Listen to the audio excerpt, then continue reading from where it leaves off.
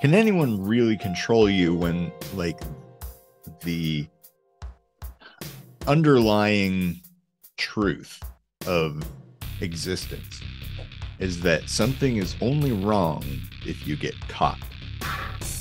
So nobody can actually stop you from owning a gun if guns were outlawed.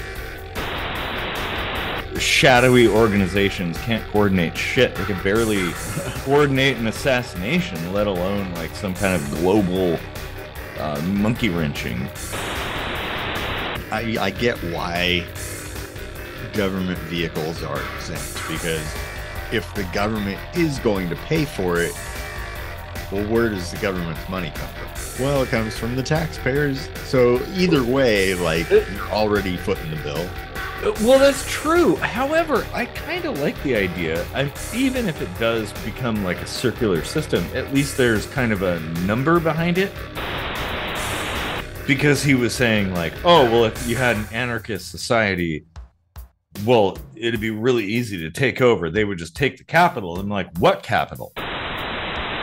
You can do what you want if it's done just how I say. Oh.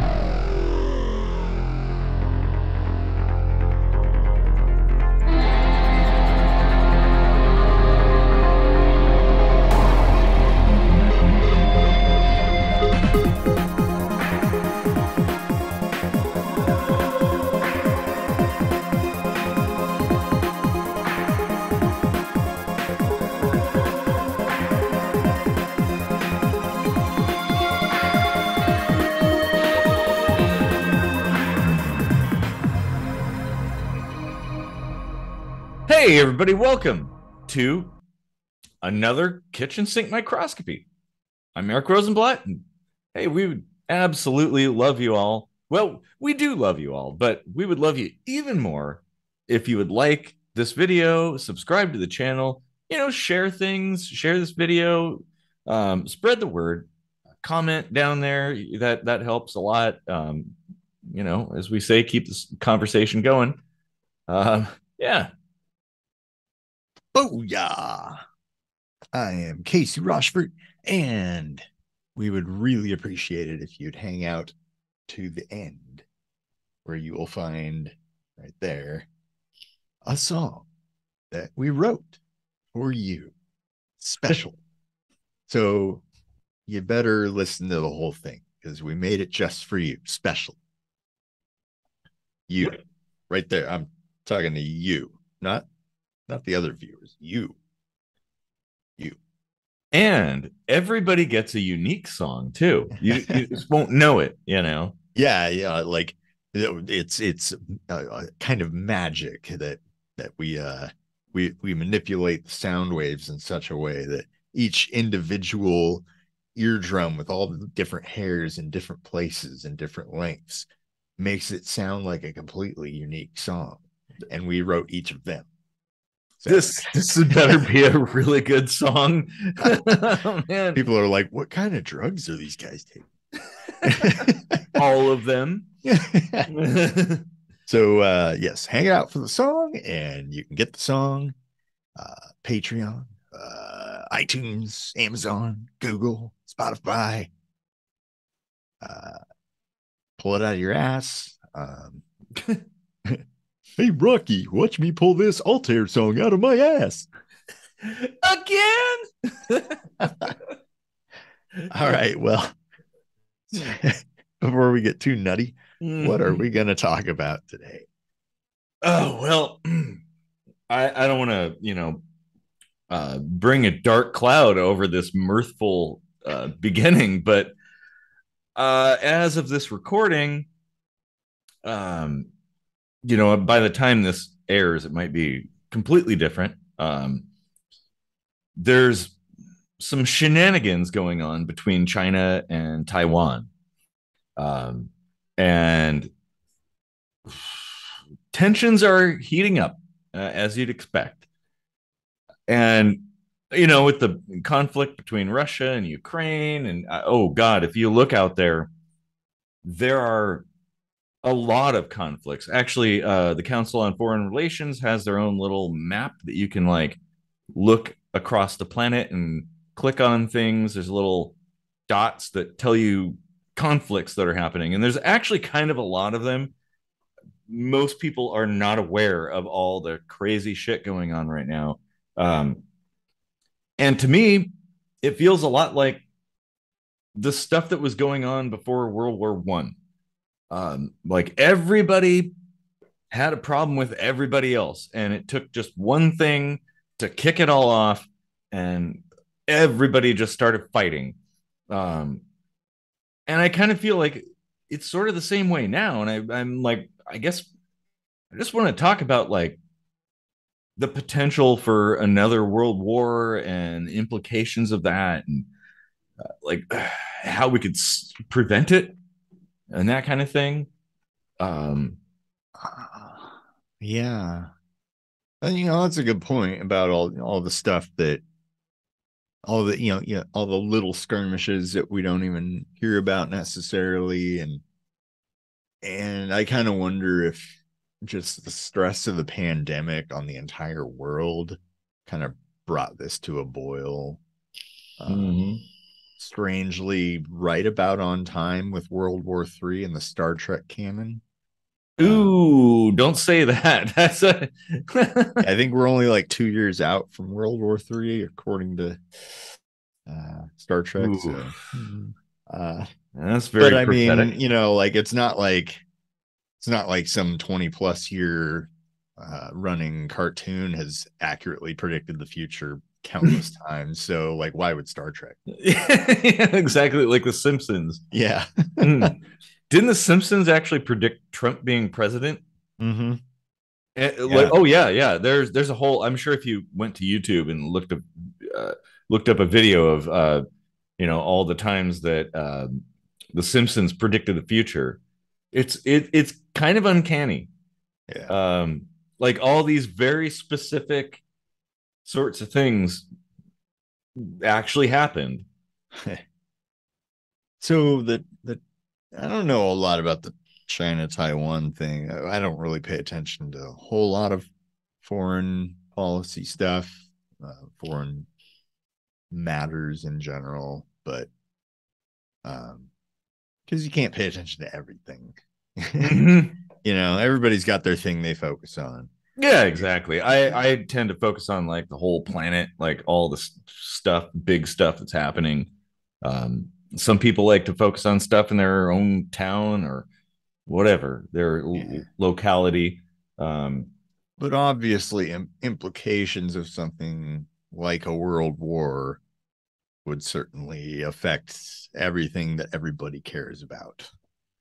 oh, oh yeah. Well, So, and the thing about Taiwan, so if memory serves, during the time the essentially the revolution in China when the Communist Party took over, the original leaders in China they buggered off to Taiwan and made it China, um, and so it sort of became its own thing.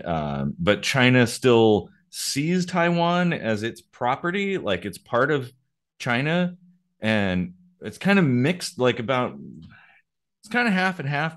A lot of people in Taiwan consider themselves to be of Taiwan, and some people consider themselves to be Chinese, or some consider themselves to be both.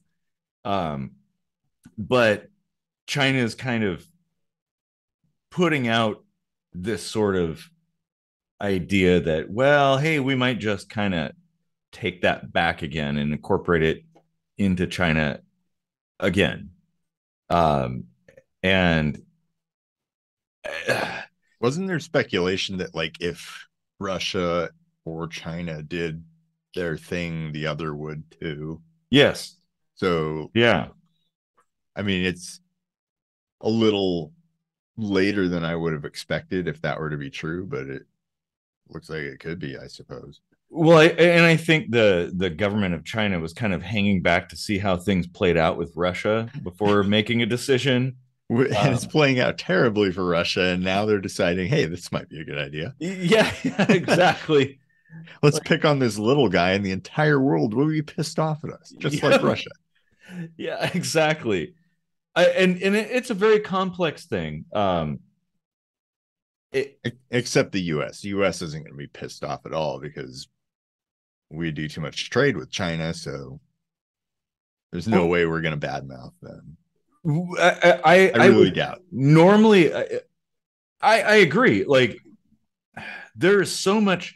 China and the And I'm U.S. not are saying that's so right, but well, but we're trade partners. We the U.S. has factories over there. Um, we buy things from China. We ship raw materials to China. Things yeah, come back to us. We get cheap products. Chinese people like have seen unprecedented economic growth. Like they were a impoverished country not just a few decades ago. Um, and now, well, China's full of billionaires. Like it's and it's all because of this trade partnership that we have. Um, yeah, but $1 billion that gets you well, what a meal at the Outback. the and it's yuan. Yen is Japanese. Oh, Yeah. Or Wan. I'm not sure how you pronounce it. I'm not Chinese. I don't know the language, but yeah. No, but in terms of U.S. dollars, there are people who have the equivalent of a billionaire. Lots of them over there. Um, there's still poverty, um, but a lot less of it. Yeah. Well, I don't know. I don't know the US would necessarily intervene if something like that happened. Maybe I was just watching today a video by Binkov's Battlegrounds about that very potential possibility.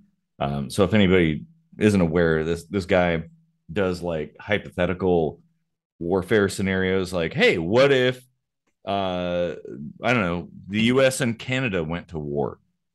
What could we expect? And he's interestingly well informed on things. Um, it I don't know. I don't think the U.S. would necessarily intervene. I really doubt it. I mean, Yeah. we're barely doing anything in Ukraine on an official level, but we don't really do that much business with Russia or Ukraine. But when it comes to China, it's like we wouldn't even have an economy if we didn't like poured out all the jobs to the Chinese. And like I mean, arguably we'd have a better economy if we didn't do that. But like Perhaps. the threads that the existing economy is built on are contingent upon China being there. And that's Oh, kind of what I mean by that, rather than yeah. like, oh, this is the best possible scenario. Fuck no. Well, true. And now, if you look at things from a global standpoint, like everybody is better off because of the China-US partnership that our trade that we have between ourselves. Um, everybody's benefiting, and that's a good point. Like, if a war did break out for some reason between China and the U.S., well, both the U.S. and China would tank themselves financially. Like, both economies would absolutely just fall apart. China's on the precipice. I don't know. Well, I would recommend the viewers to look at like what's going on in China with their economy. It is not good. So they're already kind of on the edge, teetering about ready to fall. So if a war did break out and nobody bought stuff from China anymore in the U.S., or there were sanctions or trade blockades or whatnot, yeah, it would fall apart. But so would the U.S. too. We this we we don't. Instead of $1,000, an iPhone would be 10,000. Yeah. Yes, it would. It totally would be. Like there is almost no manufacturing going on in the US now. We're totally dependent on China. Now, actually, we're pretty dependent on Taiwan. Taiwan is a major chip manufacturer, electronics, like that is what they do. And they do it really well. So even if the US didn't get involved and just kind of let Taiwan fall to China, and I don't know if there was some kind of conflict there, well, it would still impact everything. All electronics would suddenly become way more expensive. Um, Is that what this chip shortage is all about? Is all the tensions over there? Not quite. There's more to it than that. Because Um, I feel suspicious about that entirely. Like it basically like correlated with the pandemic, but I feel like we've kind of reached a plateau where like we should be functioning as normal, but there's still like simultaneously a bunch of open jobs and a bunch of unemployed people and uh-huh. shortages of all kinds, and like services are complete crap. Everything is Mm-hmm. tanked. Like nothing, nobody's doing good work anymore. They're just like, this is the best we can do. And by the way, it's like 5 times more expensive now. Yeah. No, you bring up a really good point. Like none of it makes sense. Like none of it's tracking, you know. well, the so in the global economy, we operate on a just-in-time supply chain system, which works really, really well when things are going smoothly. But one tiny wrench thrown in the works and it all unravels. So we're experiencing that. And I mean, there are some people who will say, well, this is by design. Uh, the whole, what is it? Uh, the Great Reset and all that stuff. Like, well, this is exactly according to plan. I don't know if I buy that. That that's too big a conspiracy. The fact that it was a global thing, yeah, it's too coordinated. No, nobody is that coordinated. Um, you just have to open your eyes and look out there to realize, like, shadowy organizations can't coordinate shit. They could barely coordinate an assassination, let alone like some kind of global monkey wrenching. Um, but the point is, like, it's a very carefully balanced system, and if one unforeseen thing happens, it can have a ripple effect throughout the entire system that can last for a long, long time. And I think we're experiencing that now. Add to that wars. um but people don't even know what's going on with Israel right now. That's a whole thing that's going on. And what is it, Kosovo too? There's another conflict happening there. um like uh, there's fires everywhere. Well, and we just assassinated the top guy of Al Qaeda in Mm. Afghanistan with a targeted drone strike. But my first thought was like, didn't we just get out of Afghanistan and now we're like firing shit into it again? Yeah. And cutting the head off of an organization that's just going to sprout another head immediately, and then that's going to be our new target. Well, And no, then you're we're going to right. spend another 20 years being like, we've got to get this guy and get vengeance.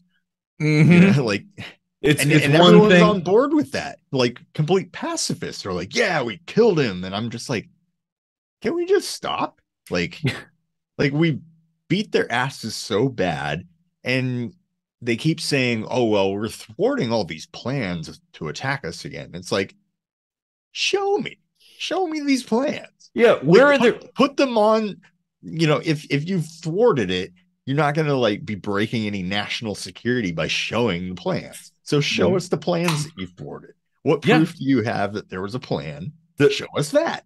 show. Yeah, give us the receipts. Like, what are the plans? And I worry that this is kind of like poking the tiger. Mm-hmm. Like, if we just, left Afghanistan and left Al Qaeda alone, like, okay, well, whatever, let them do their thing, things might be fine. But okay, now we take out their top guy. Like, imagine if the president was assassinated by Al Qaeda. Would we be like, well, oh, I guess they got us? No, we'd be out for vengeance. What you've done now by taking out the top person of Al Qaeda is create a martyr and create a symbolic uh, motivational force. Yep. Something that, well, okay, if they were kind of like, it's probably time to chill out. Well, now we've renewed that energy of hatred and vengeance yet again.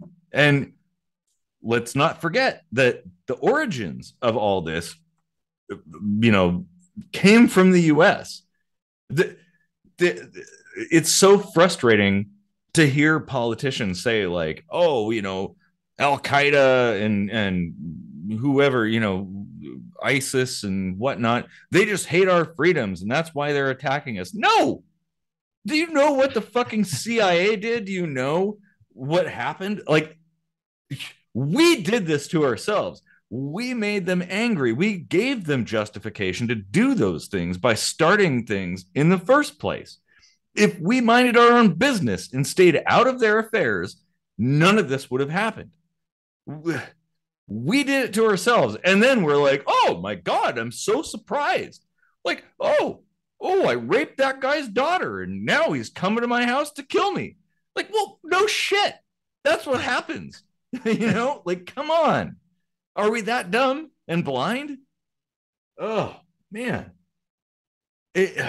Yeah, people's like need to hurt others because they're feeling hurt is so weird and simultaneously understandable, but it doesn't really fix anything No. because you can't go back in time, and it's not as satisfying as people think. Like if Mm-hmm. you do achieve it. And so I don't know. I mean, maybe for some people it is, but like if it is satisfying to you that you hurt somebody, maybe you want to think about that real Yeah. hard. Well, and a lot of this is kind of like, psychologically speaking, it's a lot like being a bully. Well, yeah, we are the bad guy in the world. Yeah.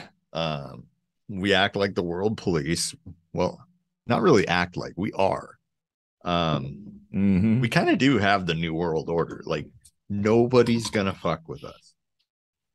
And if they do, look at Afghanistan. Yeah. We just squished They're them. like, you did one attack. We're gonna fuck with you for like 3 decades. Yeah. No matter how many of you or us have to die. Mm-hmm. And it wasn't even Afghanistan. It was like a pack of rogue terrorists that like were running all over the fucking world. Well, yeah, exactly. And nobody talks about Saudi Arabia. We're just like, oh, we're just like the best buddies with Saudi Arabia, even though, oh, yeah, if you look into it, that's kind of, there's a lot of connections there with 9/11. But we don't want to talk about that because we don't want to be censored, right? Well, that's a pretty good indication of how it would go down with China. Yeah. Like we're just gonna remain buddies with them. There'll probably be a bit of a media blackout to the whole thing. Mm-hmm. I Yeah. mean, even with Russia and Ukraine, like it was hot news for like 3 weeks or 4 weeks or whatever, and then you wouldn't even know it's still going on. Yeah, exactly. Like I get my news because I every day I watch, well, daily updates from a guy who lives in Ukraine who's talking about things. He even has like the tactical maps and stuff and shows exactly what's happening, talks about events and stuff. There's a guy in Estonia that I follow, and he kind of follows that, which makes sense because Estonia is kind of a very close neighbor to Russia, so it's kind of important to Used Estonians to as be well. part of the USSR too. Yeah, exactly. Um, but it's sad that I have to go there to get information about what's going on. Now, granted, the information they're providing is a lot more detailed and personal than tuning into some kind of big box media news organization that's just going to like, it's basically just going to be like, they're going to show you a couple clips of some things and there's going to be a panel of people talking and analysts and experts and blah blah blah and Yeah. bullshit. At the same Like, time, though, you're very limited in your scope. mm-hmm. Like you don't have access to a lot of the eyes in the sky that bigger media does. Except they still, at the end of the day, they don't provide you any information. Like, tune in to, that doesn't mean it doesn't exist there. It's that's where it comes down to like the interpretations and the picking and choosing what they report on and stuff. mm-hmm. Because I mean, hands down, you just can't report on everything. Mm-hmm. Like it would just be a jumbled mess. It would be there would have to be like 24-hour a day news channels dedicated to like one topic basically, No, you're and just right. report on all of those topics like the economy news and the political strife news. Yep. Like, Which is, it's something I really like about the way things are now. Like, you can uh, pay attention to the things that are important to you. Um, but yeah, you're right. Like, the mainstream media can't possibly keep up with everything. There's too many things happening. Um, so they kind of just water things down and give you a little general overview of stuff. It's probably biased, which is unfortunate, but such is life. Um, and I mean, maybe that's a good starting point, just like Wikipedia. Wikipedia is a great place to start your research. Like, oh, get kind of a general overview of things, and then dig down deeper if you're really interested in something, whatever it might be. Um, and that's what's cool about things like YouTube and whatnot, even TikTok actually. I don't want to say this, but TikTok is a great way to find out what's actually going on moment to moment. Um, and it's kind of awesome that we have access to that kind of information. Obviously, you have to be careful with certain things that you don't start going into like an echo chamber or your own little world. well, that's kind of what I was trying to say is like when you just have like a person that's in an area seeing what they see and hearing what they hear, you don't know where all that information is coming from. You don't know that it's even accurate, um, or what kind of spin is being put on it because it's just one person. Like, say what you will about media, at least it's not like a single mind. It's a hive mind sort of thing that are Yeah. all contributing to it in some way or another, and you can't get around bias, but at least there's like uh, a modicum of attempting to like rein it in. And Well, assuming they adhere to journalistic integrity, yes. yeah, Um, I don't know that the big companies do that necessarily. But here's the thing, and maybe this is something that we should all be taught. Um, when you're served up some information, whatever it is, something that seems wild and crazy or stirs up emotion, well, that's the time you should also be analyzing contra information. Look at the other side, see what the other side has to say. Like, I do pay attention to an extent with what the Russian side is saying as much as the Ukrainian side. It's a little difficult. There's a little bit of a blackout there, but there's enough information you can like kind of see, or look from another country's perspective of what's going on. So somebody that maybe isn't connected with you. Um, it's really important for figuring out like what's actually going on, because everybody's lying to some extent, I guess, or well, they're fudging the numbers, I guess. Nobody's giving you 100% factual information. Everybody has a spin, everybody has an angle, everybody has bias. And if you assume that, well, then it's important to look at the other side and kind of put those things on a scale and figure out, like, hey, which makes the most sense rather than just like, oh, yeah, well, this is, my state media, my government, they must be telling me the truth. Well, part of the scientific know? method that isn't talked about often is addressing your own bias, like being transparent about it. If you look at any scientific journal, there's disclosures like, hey, we received money from an interested party. And just in saying that, right off the bat, you feel disarmed, as far as like thinking that there's some kind of bias or manipulation from the donor or something, because they're straight out saying it. Yeah. Like, hey, you can follow the money. We've got receipts. Like, this is all that's, all their money goes to this and that, and it's above board. And,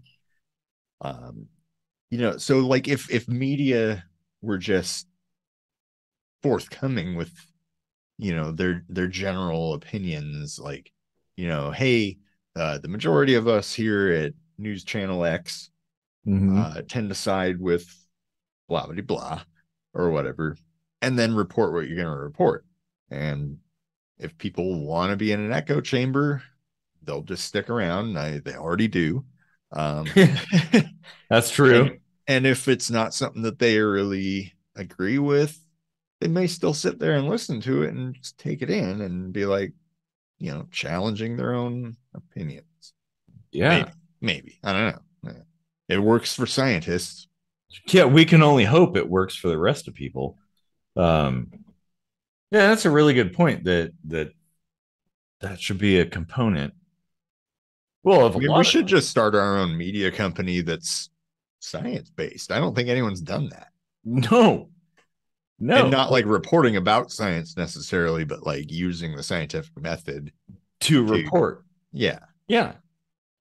Yeah, that would be nice. Forget about journalistic integrity. Let's have some critical thinking. Well, and being transparent about things and being open to criticism and challenge. Like if somebody's like, hey, that's not true, then it should be a conversation, rather than like just shutting somebody up and saying like, hey, well, we're big media company X, like, you're wrong. Oh man. Yeah. Well, I think information is really, really important, especially now. And it's very hard to differentiate between information that is false and information that is true, because there's so much information out there. It's kind of like a lot of noise. So how do you know what's correct? I mean, you could report without bias and still be telling a lie. That is true. And what you report on and what you don't report on too. That's a factor. And yeah, granted, what you were saying earlier about like there's so much going on, it's not possible to cover every possible thing. But selective coverage is almost akin to deceit. Like if you just choose not to cover a thing because it doesn't fit whatever bias you have, well, I mean, isn't that the same thing as making things up? Like now you're obfuscating information from the public. You're supposed to be an organization that provides all the information to people and gives people the facts about what's happening, and you just simply don't cover it You know or what's cover something too much too, like oh yeah, hyper yeah. focusing on one thing as if that, oh, this is the big deal, pay no attention to the man behind the curtain, Well, look at this. that's what I was gonna say is like you know, media fatigue is a Mm-hmm. thing, you know, like so many people, myself included, just kind of got sick of hearing about COVID, Yeah. you know, so they started reporting on it less because they want ratings, so their advertising will give them more money. If we Mm-hmm. just made media be nonprofit and there were no commercial, no endorsements, you would take out so much of the bias right there because they're tailoring their message to what the advertisers feel comfortable giving their money to. Well, yeah, That's not right. well, and emotion definitely grabs people and keeps people eyeballs on the screen, uh, which the advertisers like, and they fund that. And I don't know how you could necessarily fix that because then if you took out the corporate aspect, then you're running into like state TV angles, which are just as bad. Like I don't, I don't know how you'd necessarily fix that, other than the general public Well, they're demanding. nonprofit, they're still private organizations. Well, but that doesn't fix, like, They're not state owned. well, that's true, but it requires a lot of money to do those things, and there's a motivation. Profit is a motivation, I guess, to some extent. Now, I don't know that there's like a proper fix. That although I think the correct way to solve that is the general public, like the consumer, being much more critical and more demanding of fact based, scientific method based reporting. If that's what people want, that is the only thing these companies can provide. Because if you're like, oh, well, this is obviously some kind of idiocracy shit, I'm just going to switch to the next channel to this other one that's a lot more fact based. Well, then all the advertising vaporizes. Um, it's pretty simple, although it's not so simple because then you have to actually educate people to be critical thinkers. And no, that is not the system we have. Um, but you know, this is the thing. Media is powerful, like the news and things. That this is exactly why the Russo-Ukrainian war is happening, is because it's like the media in Russia is saying, oh, well, there's a bunch of Nazis in Ukraine, and this is a special military operation. It's not a war, you know.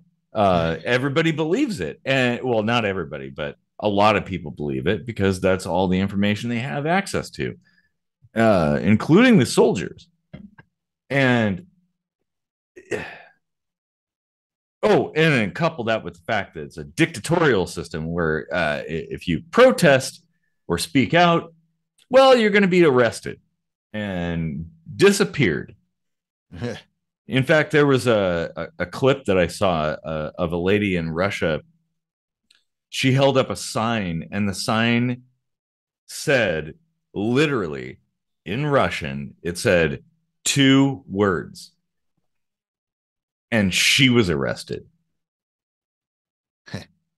Just simply any kind of protest, any kind of uh, Let's not countering. forget here in America, 2 years Mm, ago in Portland, unmarked vans filled with government officials in like dressed like burglars jumped out and disappeared people.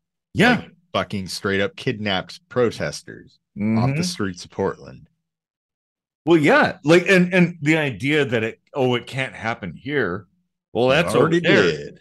Yeah, it has happened throughout time. There's never been a time when it hasn't happened here.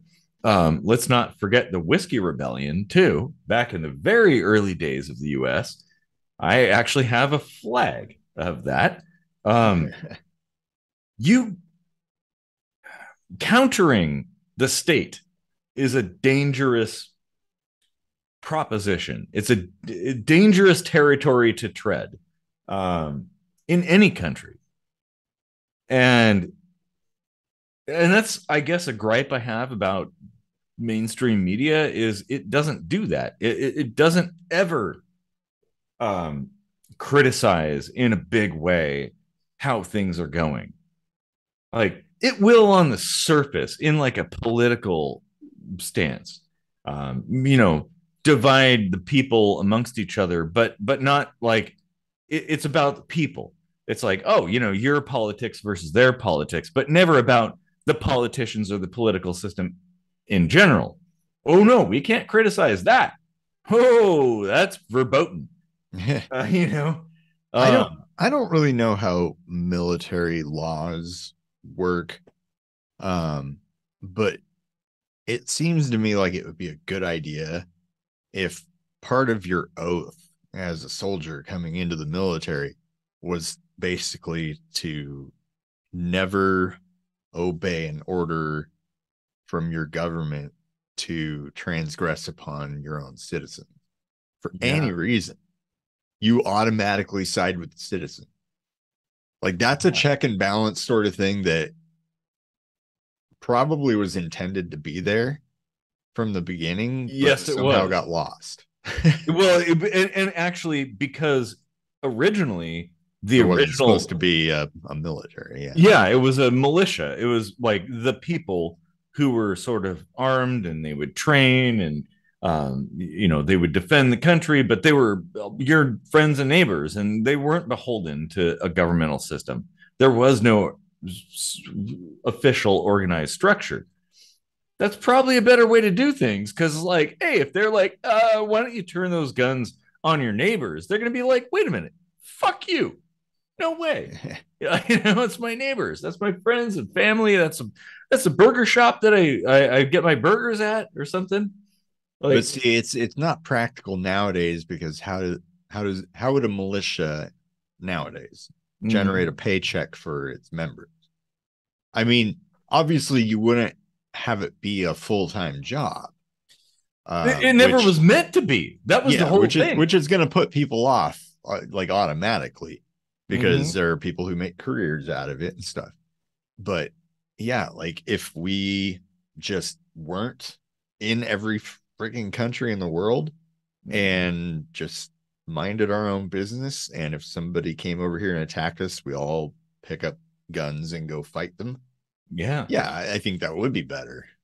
Oh Practical yeah. nowadays, I don't know, like technology has really kind of changed the playing field a lot, even in the last 20, 30 years, Oh yeah. Well, and the stuff, the goings on in Ukraine shows us that too. Like, who would have thought drones would be like DJI drones, like just regular consumer grade drones would be the most effective tactical weapon.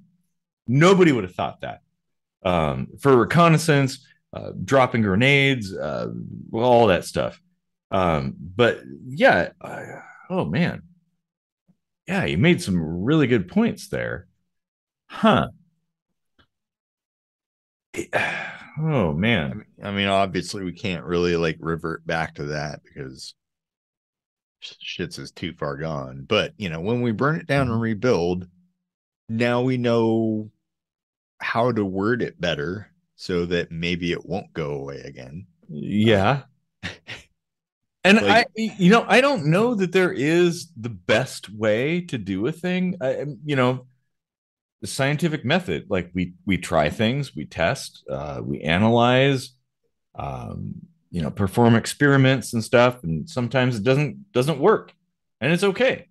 But what we have right now, at least in the U.S., and actually, I would argue most countries in the world, is this kind of idea like, oh, well, I propose X, right? And people say, hey, that sounds like a good idea. And they do it, and it totally doesn't work.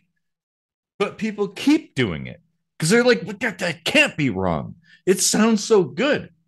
Like, okay, but people are dying.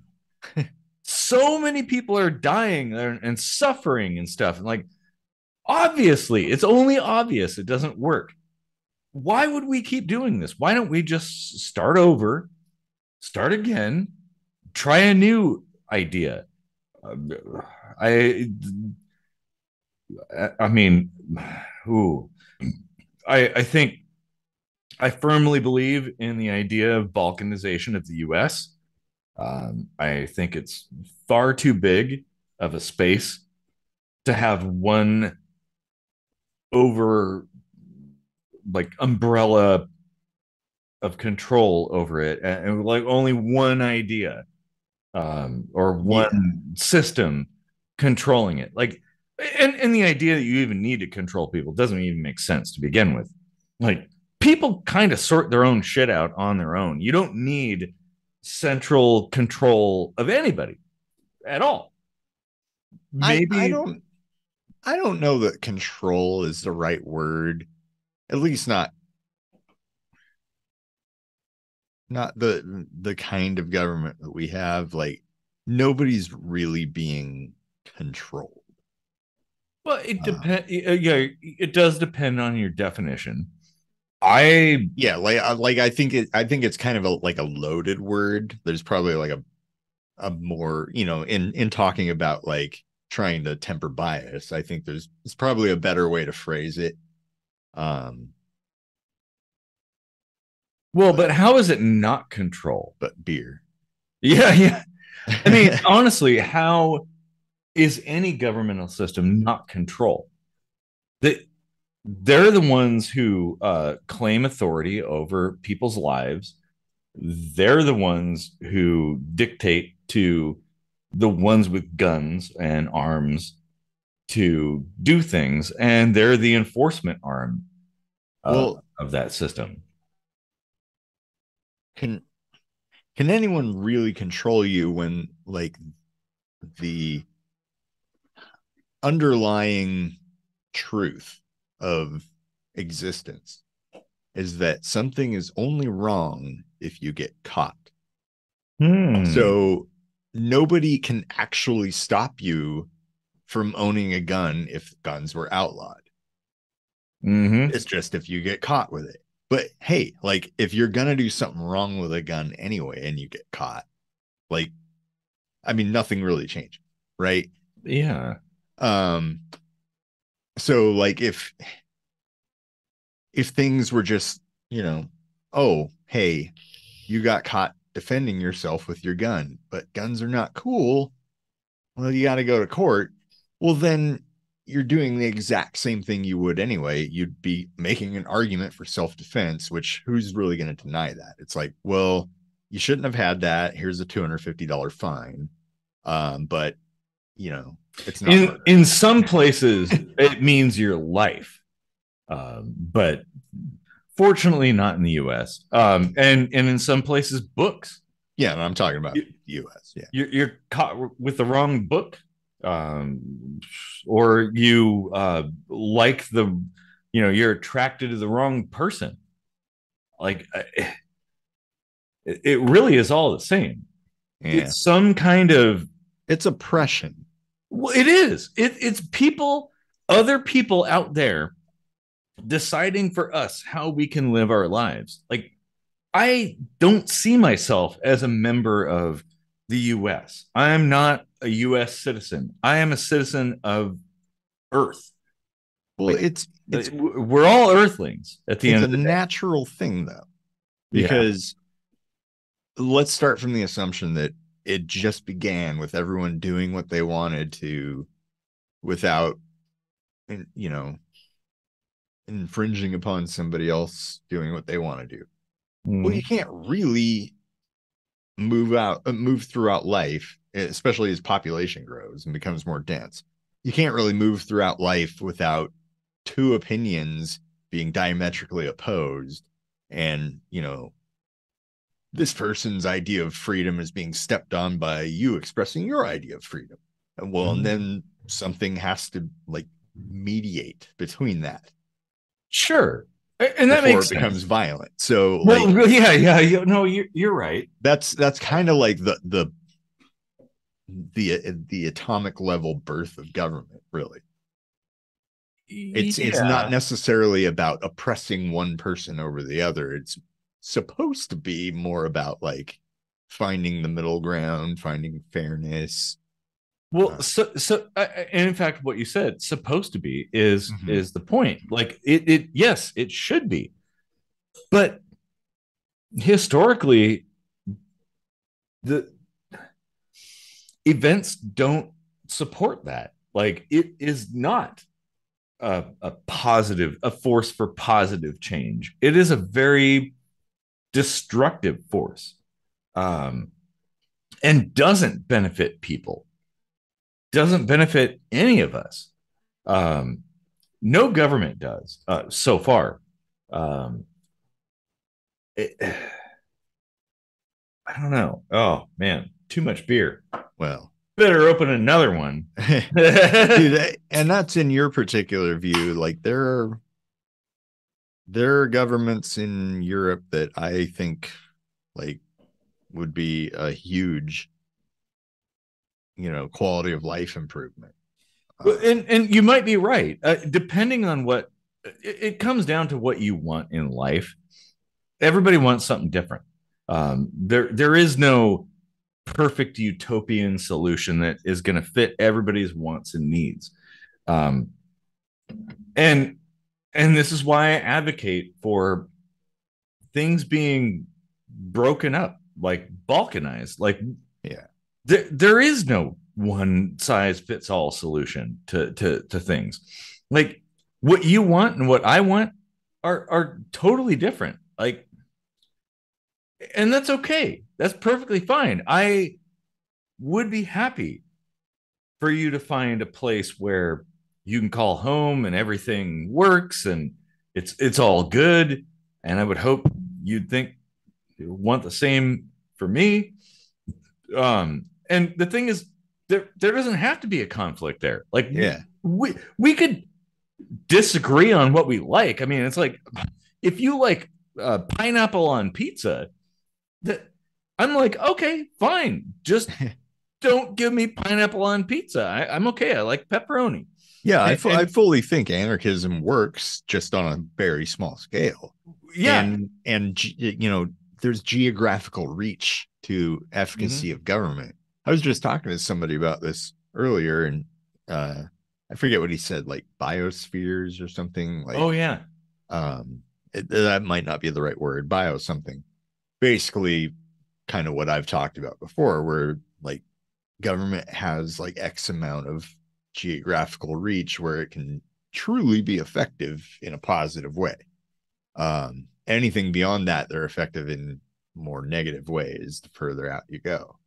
Um, Yeah. and we were just talking about like Washington, like you can't even just break off as a state because the whole state doesn't get along with each other. You know? Eastern Washington versus Western Washington, like, way different. Yeah. Totally. Eastern Washington is basically a bunch of cowboys. Western Washington is basically a bunch of bike riding, latte drinking. Oh, wait a minute. I live there and I don't do any of those things. Well, this is where I was born. So fuck you. Yeah. But yeah, like That's a problem too. Like it's too hard to go where you feel like you would fit in. mhm. Like I let's say I want to move to Germany. Well, like I can't just rent a place and go live there. Yeah. Like I have to jump through a bunch of hoops. Oh yeah, you not only do you have to deal with the hoops of the US government if you wanted to move there, but you have to deal with the German government and local governments. And I mean it's all kinds of a mess. Yeah. Like I, smaller systems, what you were saying earlier, smaller systems make more sense because it's like they're your neighbors. They're people you can actually talk to. Like the mayor of Tacoma, I could drive down the street and go to the mayor's house and have a conversation. I might even meet the mayor of Tacoma at a bar sometime. Like it is possible, but there's no way I'm going to meet the president of the US My at a parents' random first bar. my parents' first apartment was right across the hall from I believe it was the governor of Washington at the time. Oh. Booth Gardner. Oh yeah. Oh wow. Yeah. Huh. Yeah, they were neighbors. And he was like a really nice guy apparently. So Yeah, yeah.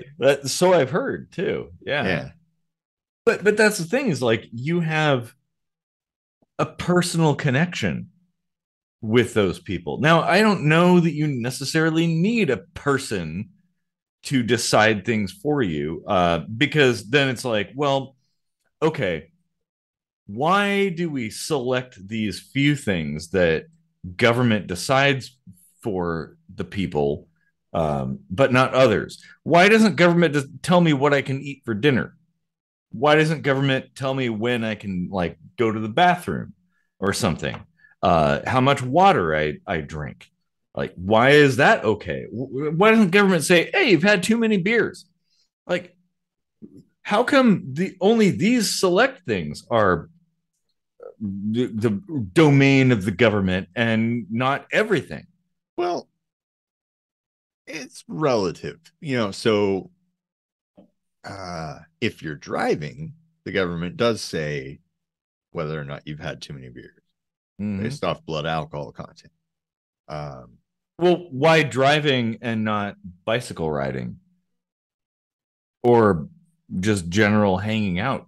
I agree with that. Bicycle riding should actually have some etiquette and enforceable rules if cars do. Like if they're supposed to share the road is what comes with the general safety rules. Uh, Yeah. okay. In that context, I agree.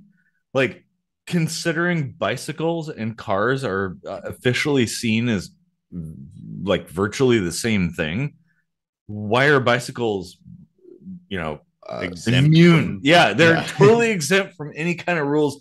I've seen so many bike riders blow red lights and stop signs and stuff with impunity as if it doesn't matter. If I did that in a car, well, I'd probably get a ticket. I've seen cops like watch a bike rider just whoosh, right through a red light. Like, but they're a car. And how come I have to pay for tabs and I have a license plate on my car and bicycle riders don't? We're Yeah. all using the same space, right? Yeah. And my scooter, And it's my not like the scooter, tab has to be expensive for a bicycle because it, your impact is low, so your price would be low. it shouldn't be expensive to begin with. No. Like it, like Tim Hyman got one thing right. That's it. yeah, Like yeah, exactly. $30 tabs, you know, because that's actually affordable. You could afford that, whoever you are. Why not? And maybe for passenger vehicles, but you go up into trucks and buses and stuff. Okay, you're doing a lot more damage to the road. Oh, and does anybody account for the fact that um, snowplows are the reason why there are so many fucking potholes? Where are their tabs? Like, well, why don't they have like super high tabs? isn't it salting the road in the winter that actually It's a combination of both. Yeah. Yeah. But I mean, these forces that destroy the roads, oh, they're exempt. Oh, why I see them with the XMT plate all day long, rolling around and doing stuff. And then me, just a guy that commutes to work, ride my scooter, little tiny Honda Elite 80. Oh, and I gotta pay the same amount I, in tabs that I have to pay for my Scion XB. I get Why? that. I get why government vehicles are exempt, because if the government is going to pay for it, well, where does the government's money come from? Well, it comes from the taxpayers. So either way, like, you're already footing the bill. Well, that's true. However, I kind of like the idea. Even if it does become like a circular system, at least there's kind of a number behind it. Um, Yeah. they should be on the hook to pay for it too. But I feel like we're kind of Well, yeah.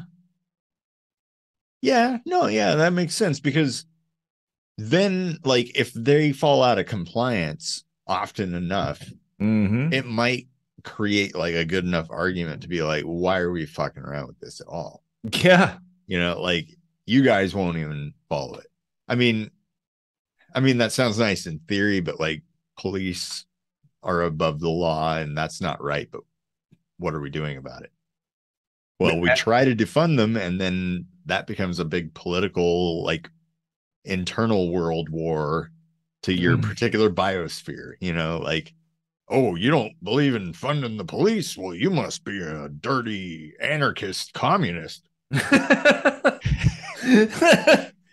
mean, that's the kind of dumb shit you hear too. Oh, it is, and it's because people are conditioned to see things a certain way. Where I mean, it's no surprise given our education system. I don't remember the name for this. I wish I did, but the U.S. education system, the public education system, is built not around actually churning out like intelligent, thoughtful thinkers, but essentially slaves. It is akin to the old slave education system in the Roman times.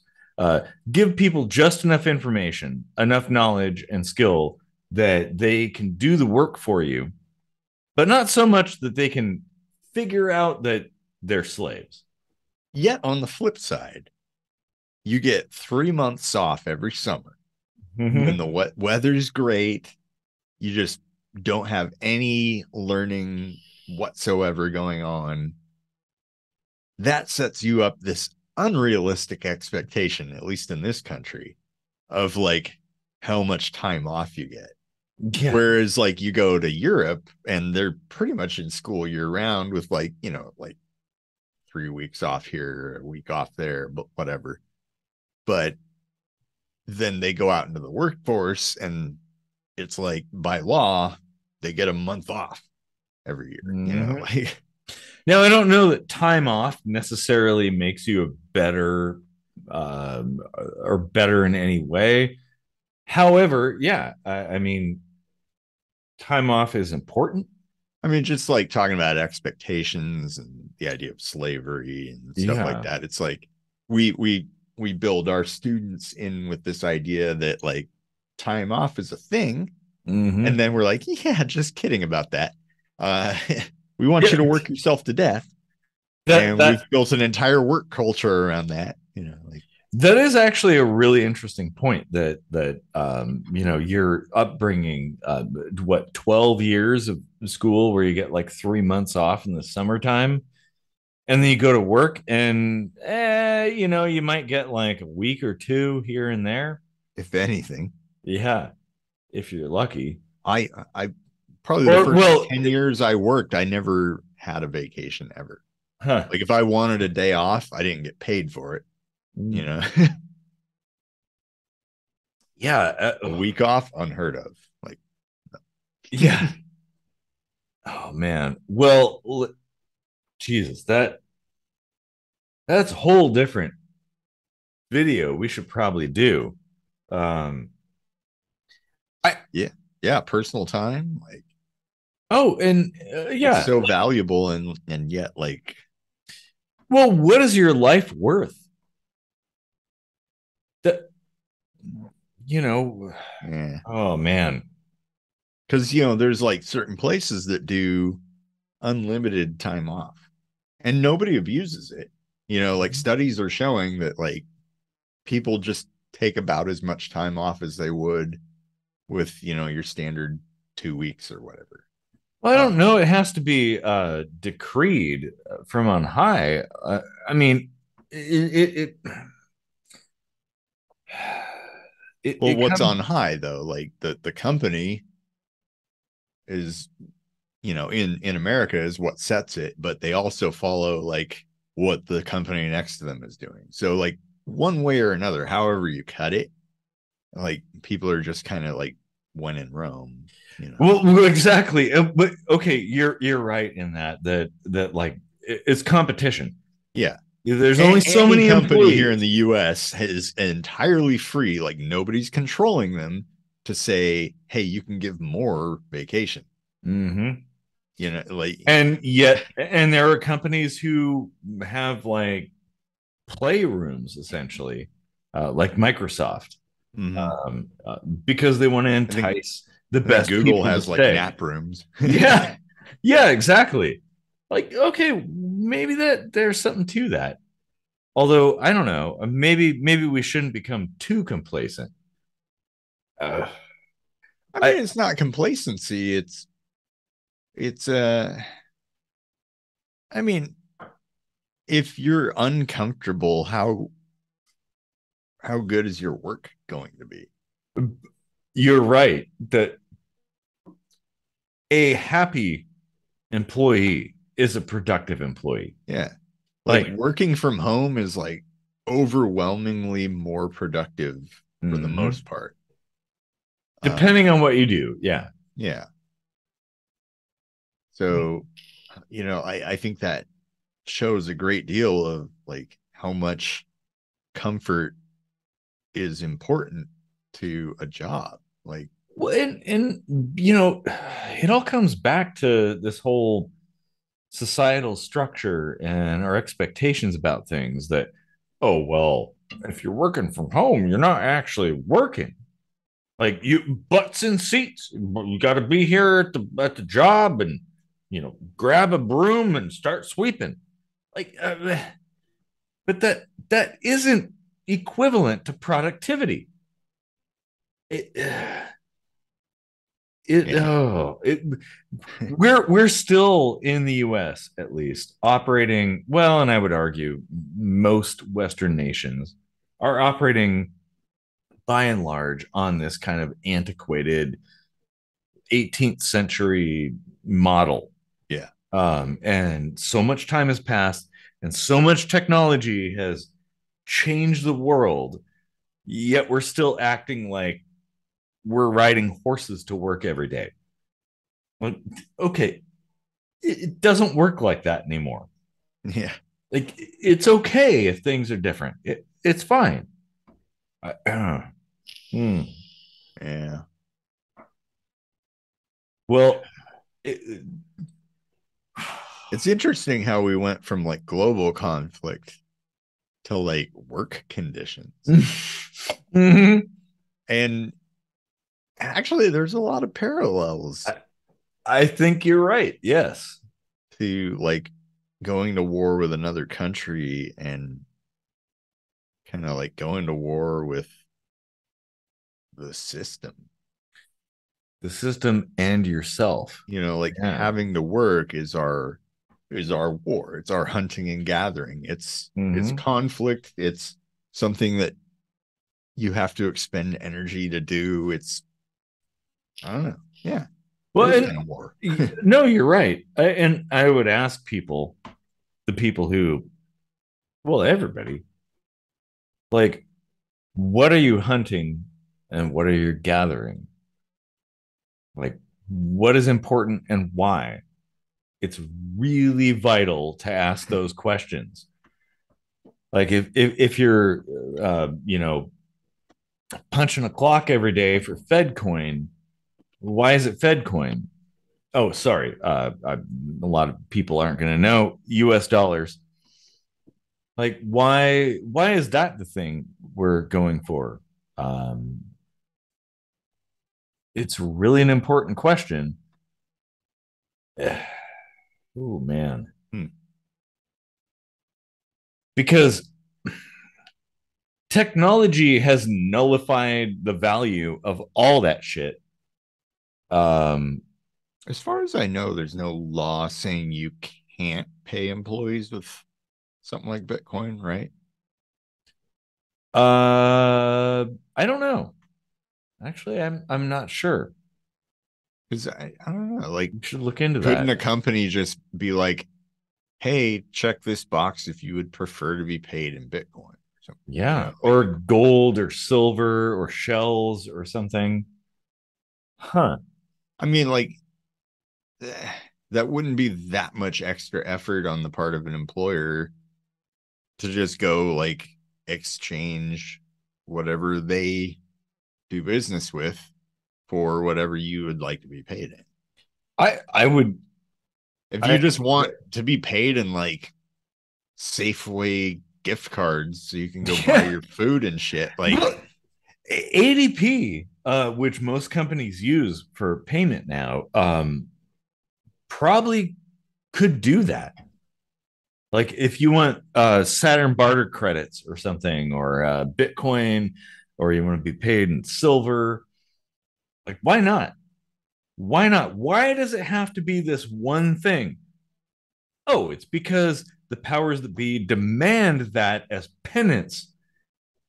yeah, but there's nothing stopping them from doing that because you can always exchange it back to US dollars to pay the tax. Yeah. Like, if that's the only thing you need to do to satisfy the government and keep them from like coming for you, just fucking do it. Like, nothing's stopping you. So like, Yeah. if you want to live on Bitcoin, you can. If somebody doesn't take Bitcoin, well then you just have to accept that you're going to have to go exchange it and then pay in whatever they'll take. And then every now and then you'll find someone who will take your Bitcoin. And then maybe more and more people will start doing that. Like, if you want it to happen, be the change you want to see in the world, right? Exactly. Yep.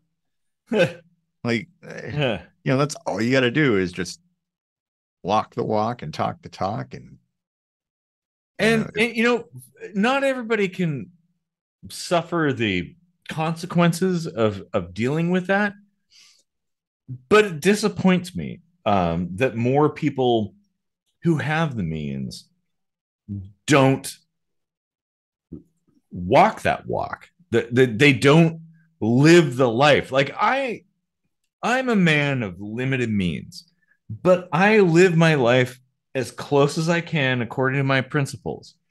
Um, I wish more people did that because the world could be a great place, like a very peaceful and safe place.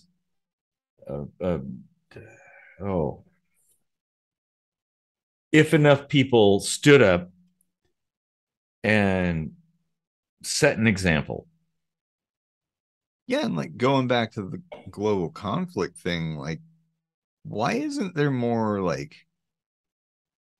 diplomatic hearings on conflict? Like, Mm-hmm. why aren't people like first trying to just sit down and have like big old town halls where people are like, hey, you know what? I got used to the Taiwan thing. I really don't want to be part of the Chinese government. Like, an overwhelming majority of us would not be very happy. Please don't do that to us. What are you really gaining from it that needs to cost an entire nation their happiness? Like, maybe if you just put it that way,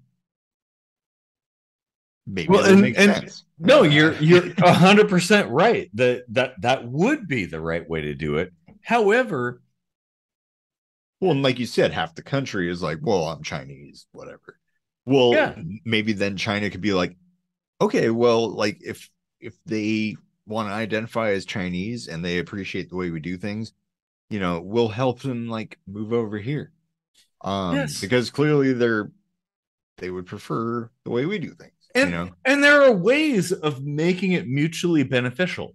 Like like warfare is the worst possible way to solve problems. Yeah. However, and I totally agree with what you're saying. Like, yes, we should involve the people who are impacted by these things. Yeah. But the powers that be don't want that to happen because, well, then they can't be in charge and control people and move the little pieces on the board and play a game of risk If with actual lives on the line. if enough governments started being the change they want to see in the world, if they started recruiting people to become citizens and said, Mm-hmm. "Hey, we will pay the cost of severing your citizenship in the US, moving over here, setting you up with a place, um, and you'll start contributing to our economy. It'll pay back in dividends." If governments were proactively reaching out to fill their countries with people that wanted to be there and happily letting people go that aren't happy there, Mm-hmm. then that's well, then you're creating an actual like open market for Yes. for ideas, right? Uh-huh. Like the US would be like, shh, we're doing something wrong because there's like 40 people still living here. And that is actually in line with the whole scientific method aspect of things. Mm-hmm. If it is legit, people are going to want to stay. You have to actually make a compelling argument to Yeah, the haters, I it's guess. the US is so stupid. It's simultaneously like exceedingly difficult to become a citizen, and it's exceedingly difficult to leave. which What? which is that is actually you're correct in that. Like anybody who's looked into being a non-citizen of the U.S. Like here's the thing, I didn't have to pay any money to be born into this system. My parents signed my social security stuff for me, and it was only when I got older that I was like, what? Now I'm a part of this system. Like I didn't agree to this. Um, yeah, it's super easy. They just you just have a kid and sign a piece of paper and it's done. But yeah, you want to get out of it. You want to go somewhere else. Oh, good luck. Like it is not easy. Uh, oh man. Huh. And we should allow people like if we really believe here in the US in the concept of individuality and personal freedom, we'll let people go where they go. Let people go. It's Yeah. okay. if I if mean, this it's actually system, not as hard to leave as it is to come in. It's well, like that's true. $250 or something. Like, and It depends. It can be more than that, but it's complex. There's paperwork and all this stuff. But here's the thing: if this system is so fantastic and so much better than every other system, well, let them go. If it's so good, they'll come back. yeah, but they won't do that because if you think about it, nobody's happy here. There's not enough freedom in, the aspect of like doing what you want to do or owning what you want to do. And there's also not enough freedom in the aspect of like wanting to like have a fair chance at being alive. Well, Like or whatever angle you have, like most people I think are really pissed off at our government mm-hmm, mm-hmm. for one reason or another. So No, you're right. Like the individualists are pissed off at the system because it doesn't allow them to actually live their lives individually and be free. Um, and the people who want things, like they can't have those things. The system doesn't accommodate them in that regard, and Yeah. you can't even like try something different because you're beholden to this whole political system where it's this side or that side, and neither side actually wants to do anything. They just pretend they that Yeah. pillow talk. They're just like, tell you all the stuff you want to hear so that you'll check a checkbox, and then they're done with you. Like, And that's why the middle isn't always right. It's not always the no. truth. It's not always the best place to be. And that's what I really dislike about a lot of centrists and libertarians and stuff like that that try to ride the fence on a lot of things. It's like then everyone is just kind of miserable. Well, but And I mean, like you might call that fair, but like there is obviously something wrong with the way we do things, and yeah, we do need to like break it down into smaller bits. Like at the very least, we should just be 50 little tiny countries. yeah. The thing is, like, many states in the U.S. are bigger than almost every country on the planet. Yeah. Like, how can we assume that 50 of these fuckers are like all together in one system? Like, we can have one way, one ring to rule them all. Right. Like, it's not possible. Like, that doesn't Yeah. even make any sense. And like we said earlier, Eastern Washington, Western Washington, very Yeah. different. But at least if there were 50 countries Mm-hmm. that weren't centrally controlled, well, it might be a little bit easier to just be like, well, I like Oregon. I'm just going to go over there. Mm-hmm. Yeah. Like, so at least it's a lot more feasible to go where you think you would be happiest. Yeah, Which exactly. should be just free to fucking do anyway. Yeah, it's a no-brainer. Like, we should be doing this. If you have a right, a God-given right to life, Mhm. liberty, and the pursuit of happiness, that shouldn't have to occur in this particular jail cell. Yes. You're free to do whatever you want in this jail cell. Oh man. Well, I would argue the Terms jail and cells. conditions apply. Your parents help you put it together. Oh, if I remember, I'll throw in a Kenner ad. I would argue that life is kind of a jail cell too. And I mean,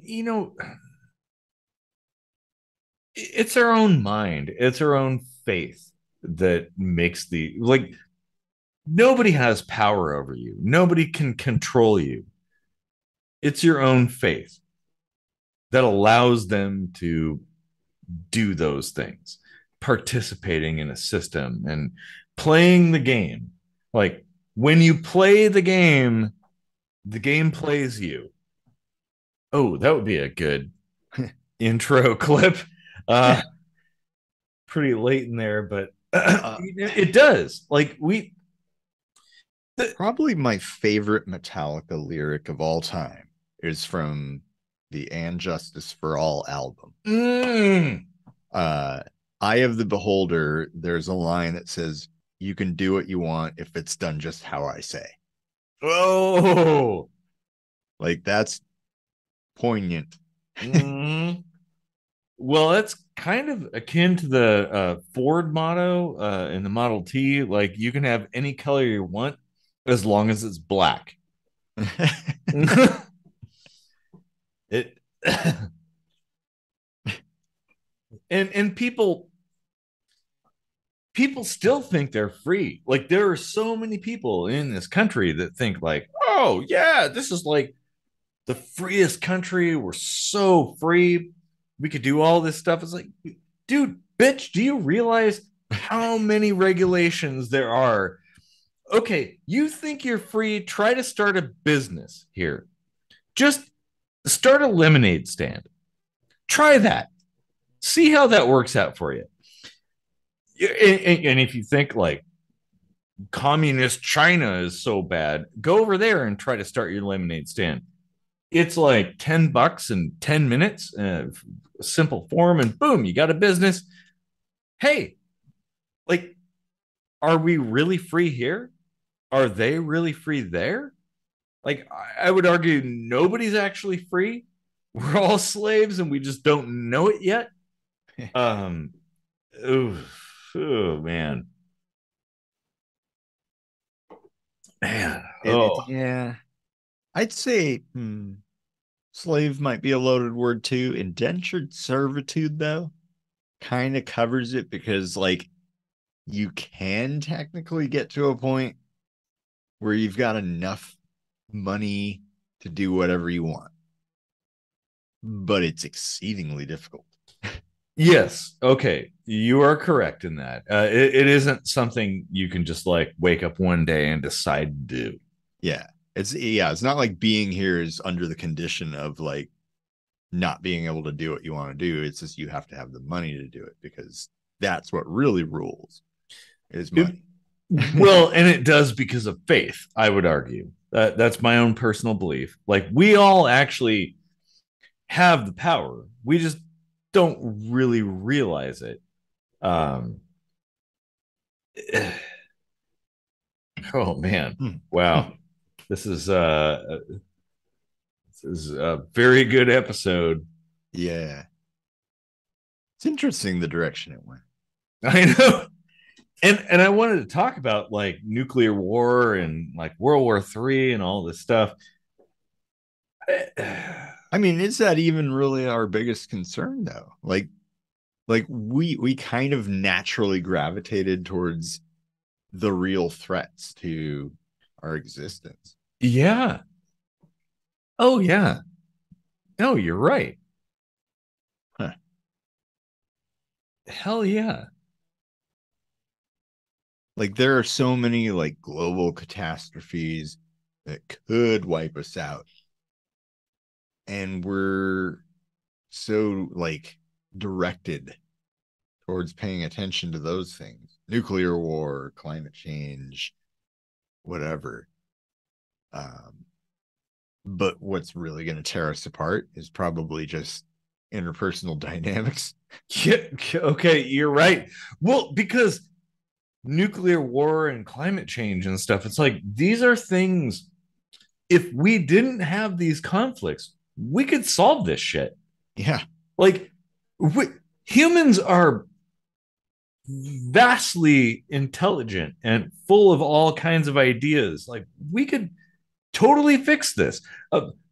All the diseases and everything that ravages us, we could fix it if we weren't fighting amongst ourselves, Yeah. and bickering over bullshit limited resources. Limited. Uh, Jeez.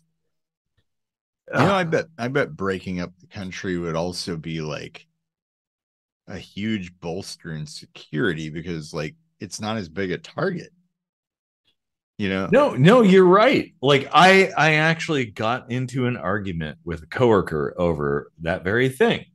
Like, because he was saying like, oh, well, if you had an anarchist society, well, it'd be really easy to take over. They would just take the capital. I'm like, what capital? There is no capital. There is no government. There's no central system that you can like seize and control everything. Um, Everybody's independent. How are you going to seize that? Yeah. Yeah, that's a good point. Hmm. You know, because well, what spurred that idea is like, you know, a number of European countries voluntarily disarmed, and nobody's come and like fucking taken them successfully. So, you know, like, do Well, that we is even need true. fucking nukes? Like, No, you but don't. but because we're so big, we feel extra vulnerable because, you know, like we're so domineering over the rest of the Well, world. We know we're pissing everybody off, and if we let our guard down for a second, they're probably going to come and get us. well, we have to have nukes because Russia has nukes, China has nukes, Israel unofficially has nukes. Like France But has nukes. Everybody has nukes. Uh, why does that matter when there are countries who were, all that is still true, but they were like, we're just going to get rid of our nukes. None of those countries were like, hey, now we can nuke them, mhm. because everybody knows that like nuking anybody is going to create like global unrest. And It'll be a death sentence for the entire planet. Like, yeah, if you think climate change is a problem right now, global thermonuclear war, uh, well, that's kind of like the end of humanity. I mean, Um, if you're at a point where mutually assured destruction is actually a viable thing, I would argue it's just as viable that you have mutually assured preservation. well, and no, you're right. Like Switzerland in World War II is a good example of that. Well, okay. Teddy Roosevelt, one of my favorite politicians in the U.S. Um, his statement: "Speak softly and carry a big stick." Um, it- Finland, uh, Finland took a different approach. They're heavily armed. The like, if Russia invaded Finland, Russia would cease to exist, and Russia would then become bigger Finland. That is how badass Finland is right now. Little tiny Finland. Um, but Switzerland, like, they were mostly neutral. They did banking and everybody was armed. So it's like, okay, well, that's a stupid place to invade because everybody's armed. Everybody has guns, 100% of people. Um, but they're also neutral and agreeable. And like, okay, maybe that's the approach to take in that regard. Um, I don't know what I'm talking about right now. There's too much beer. But Well, I was trying to make the argument that like even if Russia doing what they're doing now has nukes, if we were just like, we're gonna get rid of all of our nukes, I don't think anything would actually happen to us. no. Because the other thing is like, if you want something, why the fuck would you blow it up? That's a good point. Like, Now, oh, I want to steal that car. Let me fire a rocket launcher to open the door. And oops, the whole thing's gone. Shit. like, blow the car up and incinerate it, and oh well, I have this car. Granted, it's a crumpled piece of burned aluminum and steel, Yeah, but I have it now. Yeah. right. Like, Win. might there be a war? Sure. There might be skirmishes in the traditional sense with some guns and boots on the ground or whatever. Uh-huh. But firing the nuke, only one country has been dumb enough to fire a nuke, and only once. And Guess who that was? that was the US, and it was actually twice. It was Nagasaki and Hiroshima. Yeah, but like, like an event in a war, like Mm-hmm. um and Which yeah, I think I think everybody in the world saw what happened and learned their lesson, mm-hmm. and they only feel like they need to have nukes because of just the whole insecurity of like, well, if I don't have it, somebody's gonna use it on me. But that's not necessarily true. Yeah, well, and that's kind of like everybody like pointing their guns at each other, and it Yeah, only takes one party to lower their gun and be like, "Hey, why don't we have a sit down? Let's have a conversation. Why are yeah, we fighting? I yeah. I mean, I would like that." I publicly state several times I don't own a gun, yet nobody has come to take advantage of me with Mm-hmm. that knowledge. And Yeah. it's the exact same as like disarming your country. being like, hey, we don't have any nukes. Oh, nobody's attacking us. Hey, how about that? Yeah. Well, Like and you that's why wouldn't I don't feel the need to have a gun. Like I don't actually need one. you probably Like what might ifs or not. what ifs. Mm-hmm. You can slippery slope your way into whatever fucking angle you want to take. But the reality is like I've never needed one and I don't foresee a future where I do need one. And Same thing with nukes. that's a good place to be. Like now, I would argue that nuclear weapons are in a different class. Um, a gun is like a personal defense Destructive ability, tool. yes, but But like a nuke is indiscriminate.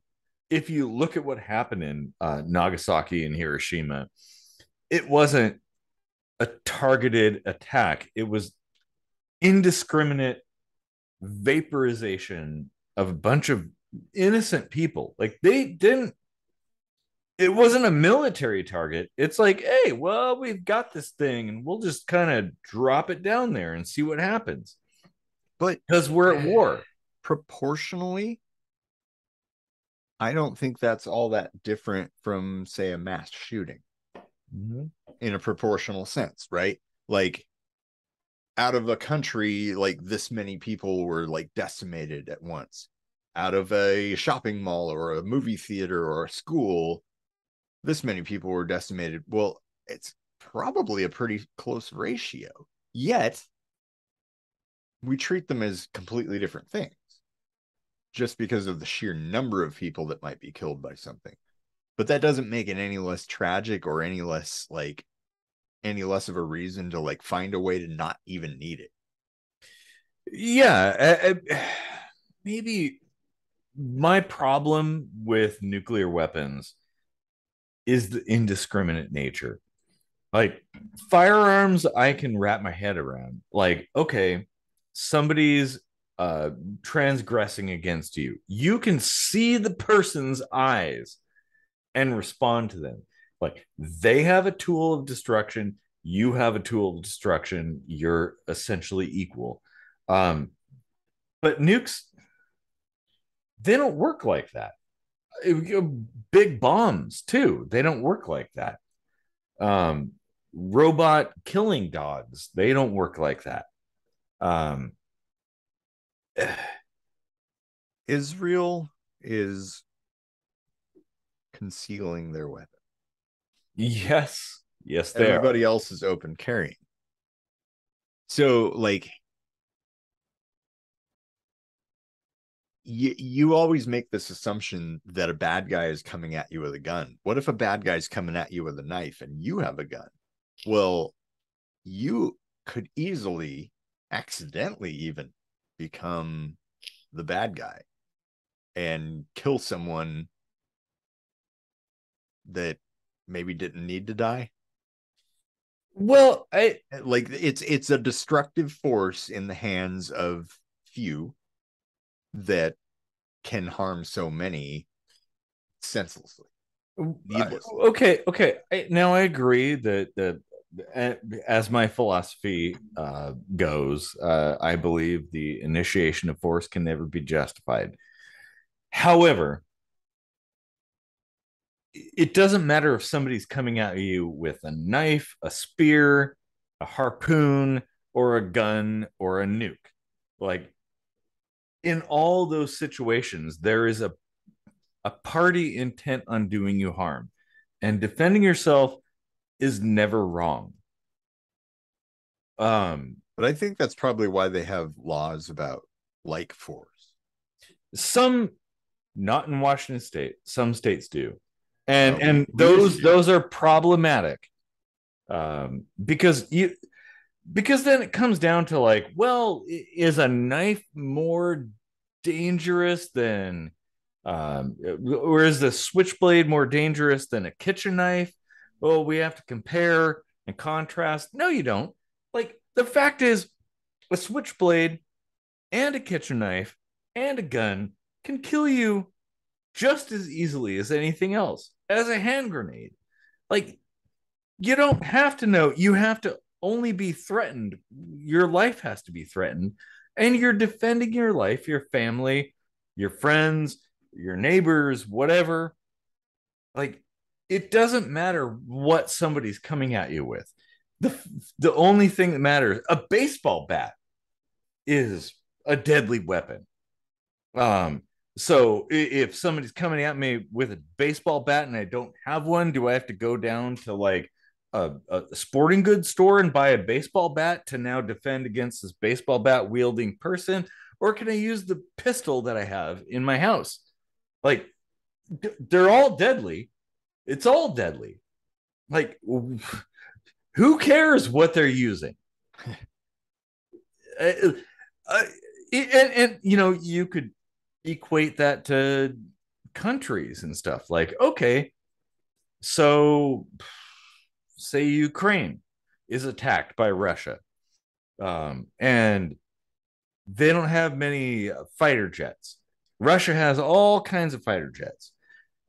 So can Ukraine only defend against fighter jets with other fighter jets, or can they use like anti-aircraft shoulder mounted missile systems to defend against them? Or like, that's my point, is it gets like very muddy. I don't know if it was ever that specific. I think it could be put into any bucket you want, really. Like long range weapons versus close range weapons. You know, like one has a distinct advantage over the other, depending on your proximity to each other. Well, that's true, but like a knife could easily overtake a gun if we're like a foot away from each other. But it's irrelevant. The point is, the initiation of force can never be justified. The person starting the fight is the one who has to justify what they're doing. It doesn't matter what they're using. I don't care what you're using. Like, that may not always be black and white either, though. Well, that is true. If you're in a heated argument, I mean, it would always come down to he said, she said sort of stuff. Well, true, but then again, like, a conversation about like differences is very much separated from like a physical conflict. At least it should be, in my opinion. Yeah. I don't know about you, but I got to take a wicked piss. So we could take a commercial break and keep going on this, or maybe we should wrap up. Well, we're about an hour and 40 in, so I think we can like call it a day for now, because this is a damn good one though. Like, this is really good. Like, and this is something we got to come back to, because I think this is a timeless conversation. Yeah. This wasn't so much a global conflict episode as it was just conflict on like personal, global, and political levels. Yes. You know. Well, someday we'll change the world. And yeah. Someday KSM will be on the cover of People magazine.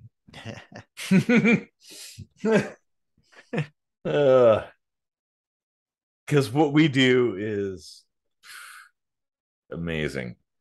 Yes. Well, what I want to do right now is change the hue of the water in the toilet bowl. Well, that's an achievable goal. That's the change I want to see in the world right now. I think I'm going to be the change. I'm going to be the change I want to see in the world.